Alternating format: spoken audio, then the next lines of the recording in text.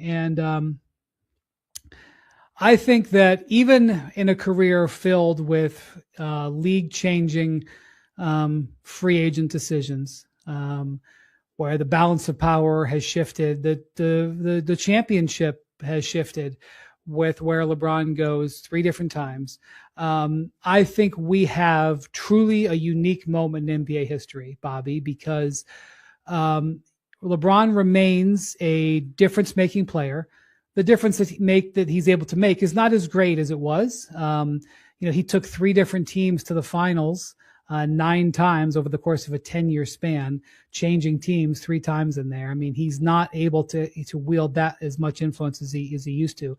But the idea of a player being willing to not worry about money, and because so many teams who are interested in him really can't improve their team significantly, that he could be this kind of difference maker. It's truly a unique, I don't think we've ever really seen it. And then the fact that he has declared that his agent, Rich Paul, has declared that this decision will be based on happiness, which is impossible to quantify. LeBron could say pretty much anything and say, yes, that's because that's what I want to make me happy. Some of them we could guess and are reasonable. Some of them we may not even be able to possibly forecast. And so while I know this has been something that's been going on for now 15, 16 years, I still think that LeBron has done it again. He has once again got the league on the edge of their seats. And what he decides, whether it's in 24 hours or 96 or whenever, is going to determine a lot about the next upcoming NBA season in a way that we've never seen before. And I don't know how else to say it. I just think that's what I see. Well, what's crazy too is that we don't see, especially nowadays in this collect, we don't see high-level free agents switch teams, right? Like I was talking with Tim about it. I went on a little bit of a research study this afternoon based on our friend Kyle Kuzma's comments about the CBA, and I said, let me dive into see if he can justify it. And I went through every roster and I looked at who's returning, there's 415 players under contract. There's only been 25 that have switched teams in free agency. Like that is, Yeah. like when you look at that, they switch via trade now. Yeah, it's trades or they're extending or they're staying home, and to be in a position where, as we've talked about, the playing field is flattened, right? It's like financially, when Rich did his podcast with Max Kellerman and he put that big the graphic up with which I loved, for a guy who loves whiteboards. I was like, that is, it was great. Yeah, I mean, your life is whiteboards. But to have an agent doing this for the world to see was just. But he was not doing it as an agent; he was doing it as a podcaster because he knows there's not 10 teams for LeBron, but he's got to fill the podcast. Hold on. We can relate to that. It said Dallas plus Masai, and then the reasons were oil, golf, Macau, Africa. The flag didn't come up in the conversation. Kyrie Irving didn't come up in the conversation.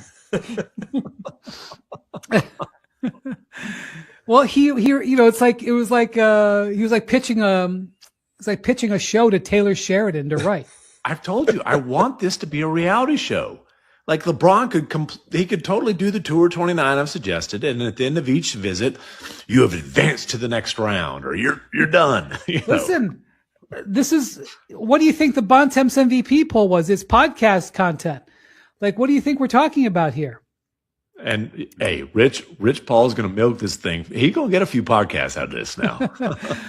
Well, right. Well, I think the announcement, if it's going to come on a podcast, has to be on LeBron's pod. Like, think about it. He first announced his decision on television, right? Then he announced his decision on the written word with the letter, Sports Illustrated. It was, the internet, basically. Yeah. Then he used the old-fashioned press release. Why not a podcast in 26? Why not? I would JJ Redick maybe JJ Redick will come back and do one last podcast appearance for him. Oh my God, that would be amazing. That would be amazing. So anyway, you referenced Kyle Kuzma's X post. It was a very long X post, but I think the most important thing that he said was this paragraph. He was talking about his feelings watching NBA free agency operate over the first 2-3 days. Teams are no longer making purely basketball decisions. They're making fear-based apron decisions. That means good players get squeezed, homegrown cores get broken up, fan favorite teams lose their identity, and the overall product loses some of the nostalgia and continuity that made people fall in love with the NBA in the first place. And he goes on and on, basically saying that, the next CBA, we better do a better job, is basically was what he was saying. And even though I think that this realization was actually 2 years old, better late than never, Bobby, than what Kuz was saying there. Yeah, I mean, listen, when the CBA came in, the reality is that the commissioner put rules into curb spending and retain players, like retention. Like free agency is like we were done with free agency by like July 2nd, July 3rd. There's 50, I looked at it, there's 59 players that finished on a roster that are still free agents. And the reality is that some of those are going to get squeezed out because you get 35 guys who get drafted or 40 players, they just fill the role. But I think the one thing is that, and I looked at this also, there's been $10 billion in contracts given out in the last 3 years in extensions. Like the ability to extend and stay with your own team was a priority for the league. And it's not just super max or max guys. There's been 64 veterans and 34 rookies that have extended in the last 3 years. It's almost 100 players, and that's why the money is squeezed out. Yeah, there's the apron rules have certainly curbed it as far as basically hard cap teams as far as how much they can spend. I mean, I don't know about breaking up teams like Oklahoma City, went through and they traded 2 rotational Well, he's players. talking about breaking up the Celtics. I mean, that's what his reference was. But again, the Celtics decision wasn't based on saving money now because they didn't save money now. That's how we know that. That's the problem, is I try to tell people that the Celtics decision was based on the fact that they didn't think, in part, that Jalen Brown was a $57 million player. And the retort is, well, is Paul George? No, he's not. So no, but they got enough of a draft pick compensation, and Paul George doesn't come in with the tug of war situation that was going on. Like the Celtics decided they wanted to move on from Jalen Brown, and they took what they can get for him. And you can blast it, and I would probably I'll agree with you, but it wasn't like, let's save money now, because they didn't save money now. Correct. That's correct. But yeah, I mean, what it comes back to is, if you are, in an era where there is no player free agency, you have a gigantic impact free agent. And unlike in previous times, and not just for LeBron, but also for Durant, or hell, teams were competing. And I mean, there was a summer where Gordon Hayward, no offense to Gordon Hayward was not a difference making player, brother. But I signed up for Snapchat to track Hassan Whiteside's max salary free agency. I never figured out Snapchat, by the way. Exactly. Like, people were waiting with bated breath. I mean, Gordon Hayward put out a letter, or an essay on the Players Tribune to announce his decision. And they acted like the scoop that he was going to Boston. Oh, he hadn't made his decision yet because it was going through the editing process. Right. So I'm just saying that, like, that doesn't happen anymore. And the fact that there is somebody in this moment where the team didn't have to clear cap space. And that's, like, I guess the one thing where I guess I'm watching, Bobby, is, obviously, if you're paying attention to LeBron on social media, you're seeing all this Cleveland nostalgia. He's with the Cavs overseas with his old teammates. Then he's been in Akron for the last few days doing events. I will just say, he goes to Akron and does events with his foundation every summer. True, but he was hanging out with his high school teammates. I know, but he sees those guys routinely. I understand. But you're right. Like, if he you posted wanted it on social, it was posted on social media. hanging out with Brandon Weems, Yes. his high school teammate, a close friend who just happens to, and by the way, earned his way to being an executive for the Cleveland Cavaliers. Let me just say something about Brandon Weems as a quick aside here, because there's going to be, his name, people may not know that much. By the way, just everybody calls him Weems.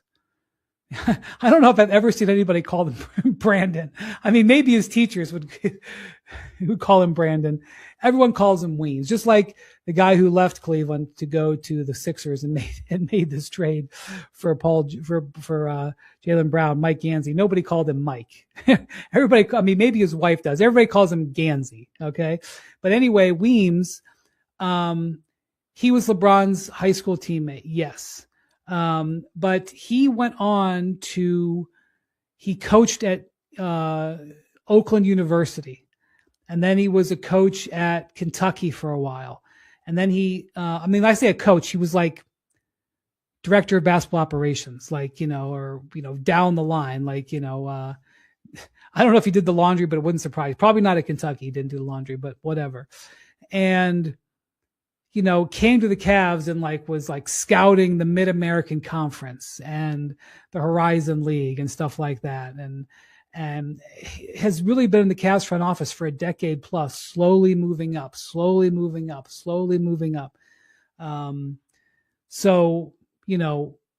And was in Cleveland before LeBron got there, was there while LeBron was there. He left. He didn't go with them to the Lakers or anything like that. He stayed in Cleveland, what's that? Before LeBron got back. He was in Cleveland before LeBron got back. Right. And he was there after he left, and he's still there. It wasn't like he got hired when LeBron came to Cleveland. This guy never got, anyway,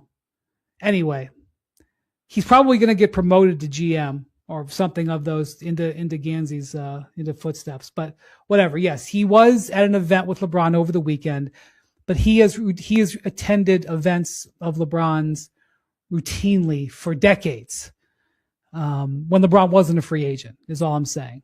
But yes, you can create a case, and it is true. I don't know if you've heard Bobby or you've heard McMahon, but and we're in the holiday weekend, so there hasn't been a lot that has happened in the league in the last 36 hours. It's kind of been a little bit it's a little blissful, to break.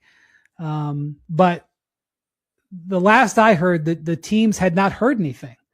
The teams were interested in LeBron, they had made contact and whatever, and they hadn't heard anything. And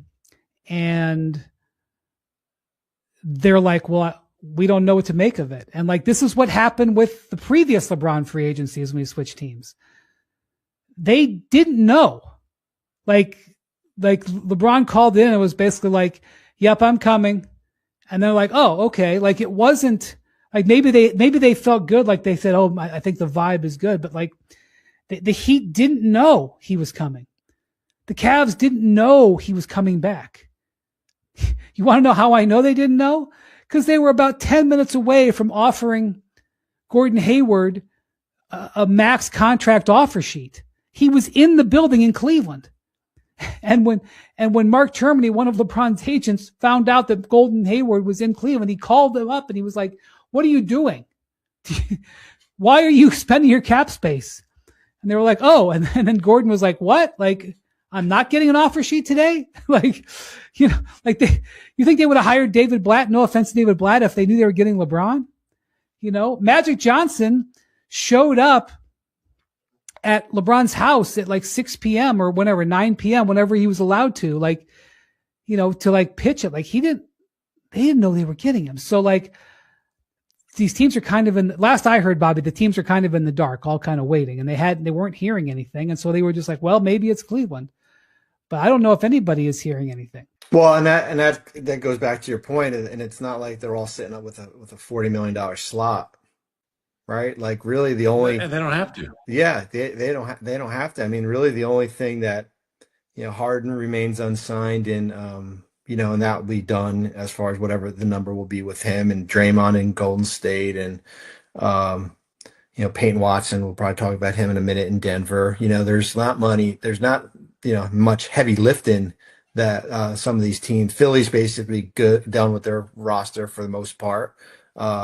Miami's got some openings they've got to figure out. But it's not like, I remember in was it 15, Brian, when he went back to Cleveland?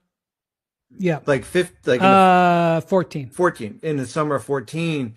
Like I didn't know, but I had an idea that he was going back because we did a trade with the Cavs where we took Jarrett Jack and Sergei Karasev because they needed to clear the money out to get them. So you're thinking like, do we do it just to do it? And even though LeBron is going there, or do we need a backup point guard? Who cares? And we wind up doing it, and the money they wound up clearing out enough. I think they traded Tyler Zeller also to the Celtics as far as that deal, and they wound up clearing out the money here. But in this case, totally different ball game.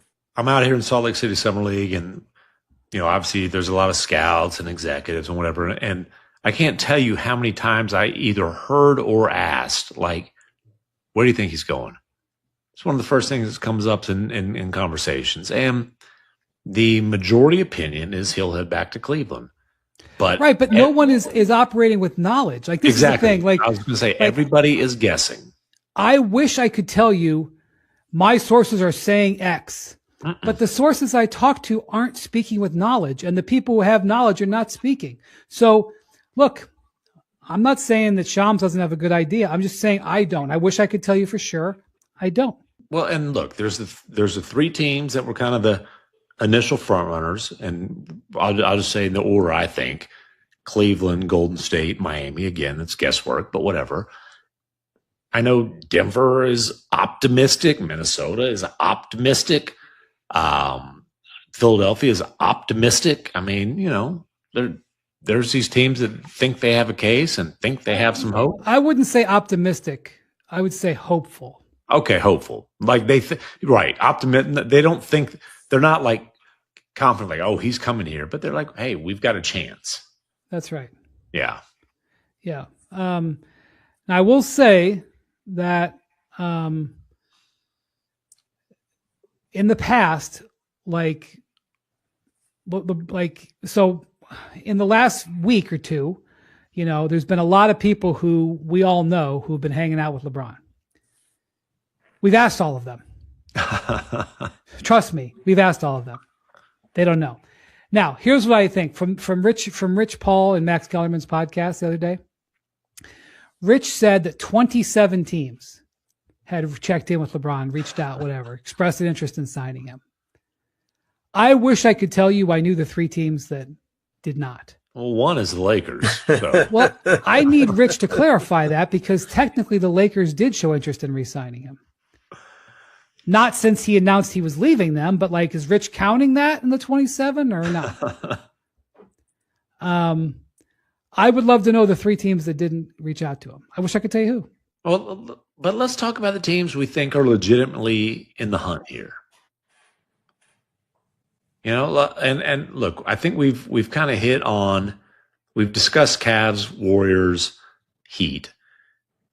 Let's talk about Nuggets, Sixers, and Timberwolves, because I think they're all interesting for different reasons. So when it was the Mavericks, it was oil, Masai, Africa. No, it was Mavericks plus Masai. It was oil, golf, right. Macau, Africa. So what would they be for Philly? Cheesesteaks, Eagles fans. Oh, golf, Cowboys fans, golf in the fall, not in the winter. But here's the thing, and here's the thing: the Sixers, the Nuggets, and the Wolves were all like LeBron in the middle, and here's their lineups, right? So then it's like, oh, it's about basketball, The thing like golf. Listen, man, they'll be on the road enough. He'll be able to play some golf. He can get a little. He has golf. access to a jet. Okay, I'm not super he'll worried be about okay. that. No, I don't think. Now, the one thing I will say, Memphis didn't make the list of the 10 teams on the whiteboard, but one thing that Memphis has to offer is LeBron. You'll never have to stay in a hotel here. We'll get you a place. Great point. And listen, LeBron clarified he wasn't talking about the city of Memphis. He was talking about the hotel. So The one thing I will say is that I'm really not going to spend a lot of time analyzing the fit with the roster. LeBron can fit on any team. Even now, he can still play multiple positions. He can. I mean, he showed last year he can play. I do think that he would be preferred to be on the ball. I don't think he probably enjoyed, standing in the corner waiting for a spot up three. But he can do it. Yeah, but if it's about basketball happiness, I think that includes touching the ball on most, if not every, possession. Yeah, but I'm just going to tell you, I'm not ruling just about any team out. I hear you.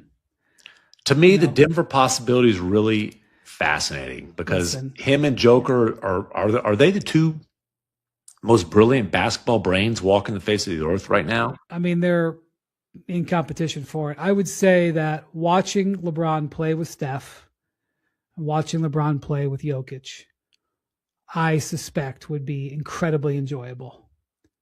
And I would love to see it.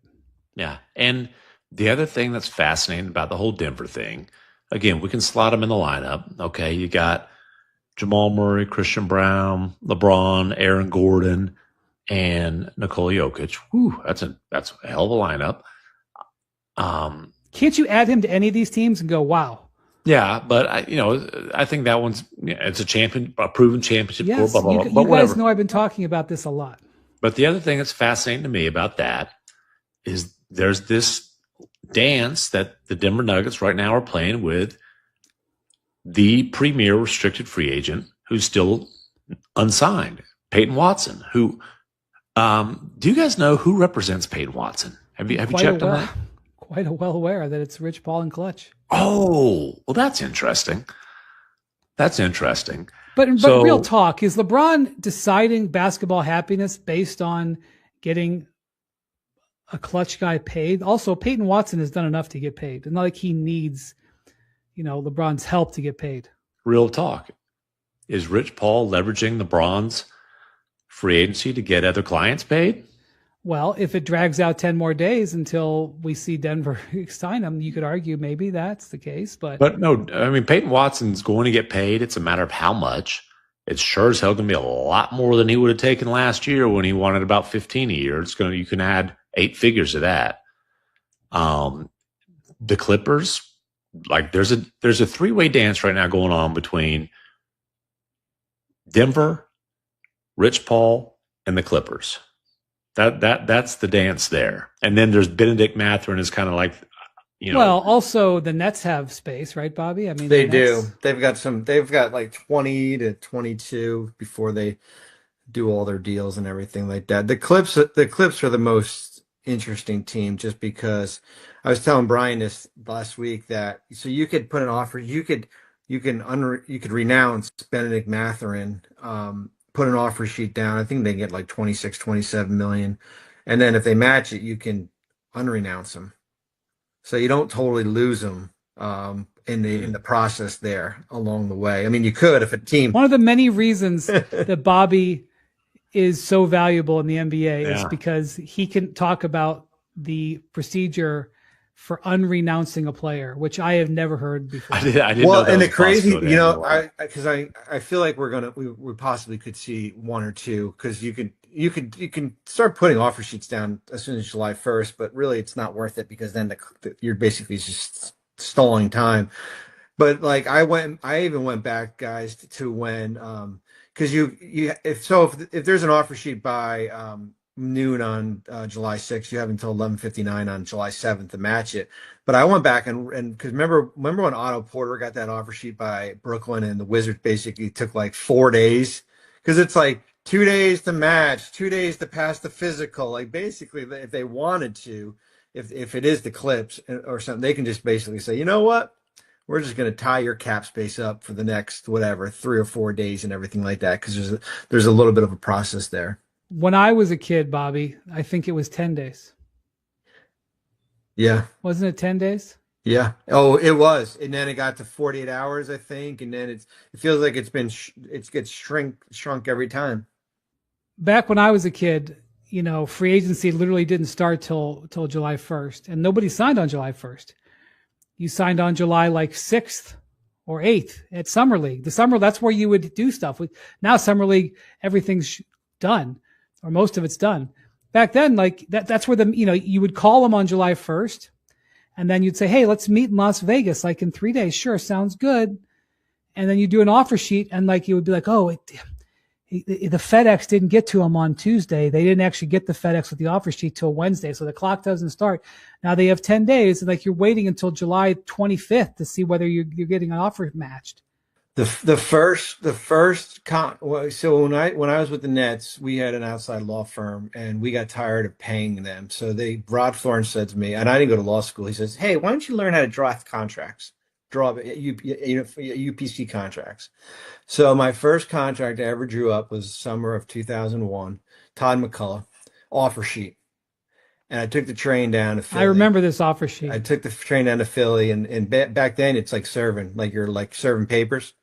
And I knocked on Billy King's door. I go, "Hey Billy, hey Bob, what are you doing down here?" "Oh, here you go. Here you go. You've been you've been served." But the beauty, yeah, of it you was, you used to do it in person, right? Yeah, you do it in person. The beauty of it was, when I was coming back on the train, and we had filed it with the league that I don't know if it was Dan Rube in the league office. He called me. He goes, "Bobby, you missed something on the offer sheet. You got to redo it." And I said, "Oh my holy golly!" Gotta turn back around. Go back on the training. But back then, the best one is when Nana. Wait a minute, you had to go back on the train again the a second sheet. time. This reminds me, there's an agent who hadn't been involved in the NBA in a while, who is part of the representation for one of the premier guys in this draft class, and somebody with a team said, "Yeah, if you need this agent, just send him a fax. He'll get back to you." I know that guy. He's a nice guy. How dare you? Yeah. Nowadays it's different. I think the Jeremy Lin offer sheet with Houston, I think that changed. They were basically, I think Daryl was trying to serve the Knicks the papers, and they were like looking behind the door. They wouldn't open up the hotel door. Now it's all electronic. Oh my God. Yes. I was, Jeremy was just talking about that crazy offer sheet, but yeah, I remember, Michael Winger, who's the president of the Wizards. Like, I remember the Cavs were going to sign Jamario Moon, to an offer sheet, restricted free agent of Miami Heat. And he flew down to Miami with the offer sheet, and, he met with Andy Ellisberg, who's now the general manager of the Heat, and they went to a Chinese restaurant, and Winger delivered. Who pays for that dinner? If you're delivering an offer sheet, who pays for the dinner? If you bring the offer sheet, you got to pay. I think you're right. I think that's absolutely the way it goes. We had one time, real quick. We had a Christmas. I think it was after our lockout. We had a Christmas party, and I was there, and I don't know who it was from the Thunder. Goddamn, showed up I look up, and I'm like, oh, and they were delivering an offer sheet on Nenad Kristic. You know what? I was talking to one of these old school scouts who's out here last night, and God, I don't even remember who the free agent was, but their organization put together like this big elaborate, like, let's host this guy. He's coming in, and like this big elaborate party. It's like a $20,000 setup and all that. And the guy didn't make his flight, never touched base with him, never let him know. And so it ended up just being like, well, okay, hey, basketball staff, have a good time tonight. Yeah, the food's here. Yeah, the catering's paid for. Oh my God. There's a million of those types of stories. Anyway, all of this to say is, so you think the two outstanding restricted free agents out there, Bobby, are Jalen Duren and Peyton Watson. And Benedict Mathurin. Oh, Mathurin, yes, that's right. Quentin Post on a lower end. I mean, he had a decent year in Golden State, but it's funny. We got the list when there was like 18 guys on the restricted list, and a lot of those guys are like overseas. You just tender them the qualifying offer just to keep their rights and everything. Yeah, so that could happen.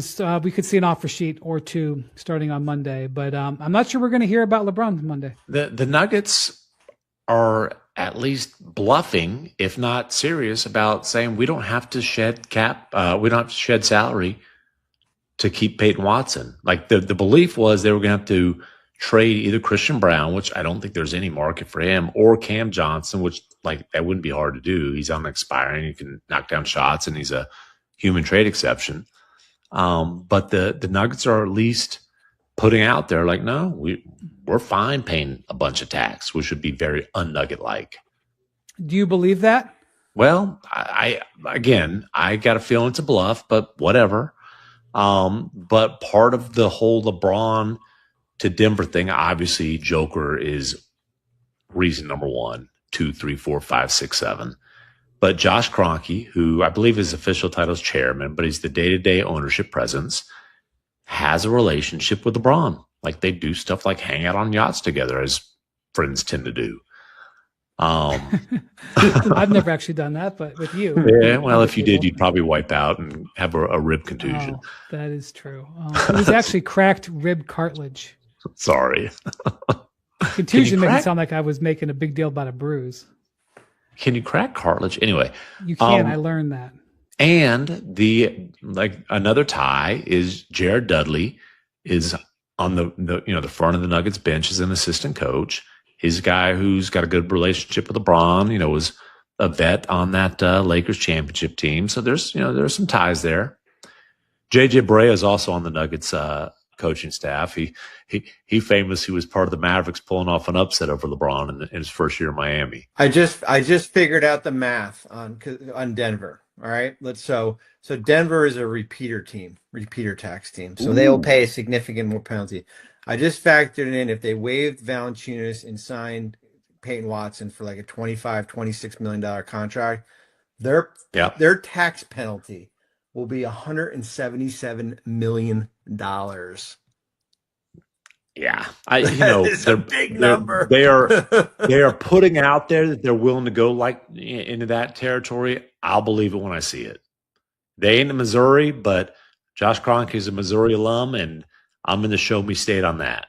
Well, Jokic hasn't extended yet, and LeBron hasn't made up his mind. So I think it's probably a good idea to not make major money cut moves, right? Like that doesn't take next level strategy, does it? But I think you talked about Minnesota. I would love to see LeBron play with Ant Edwards too, Ant, Steph, or Jokic. I think all three of those are fascinating. And I think if you're LeBron, whiteboard or no, you probably are having those conversations. I just don't know if they're serious conversations. Only LeBron knows. The other thing, Bobby, is how's the golf in Minnesota in the winter? The golf in Minnesota in the winter exists inside. But it's great in the summer. I forgot I was going to ask Bobby. Oh, Bobby, if is there any clarity? Do you think? Because I've talked to teams and they don't have clarity that I know. Does playing for less mean the mid-level, the taxpayer mid-level, or the minimum? Well, for some of these teams, it's only the minimum, 3.8. Okay, but that's true. But Rich draws out 10 teams there. 3.9. Rich certainly knows that some of those teams could only have the minimum, right? Philly, the minimum. Minnesota, minimum. Golden State's kind of in between. They'll figure that out, whatever. Denver's the minimum. We can go down the list. Hey, Dallas has the mid-level, and if you invest your mid-level exception into the casinos in Macau, who knows what you can make. If you buy some oil futures. Exactly. Yeah. But going back to the Rich with LeBron, what I found the most interesting was the Knicks comment he mentioned.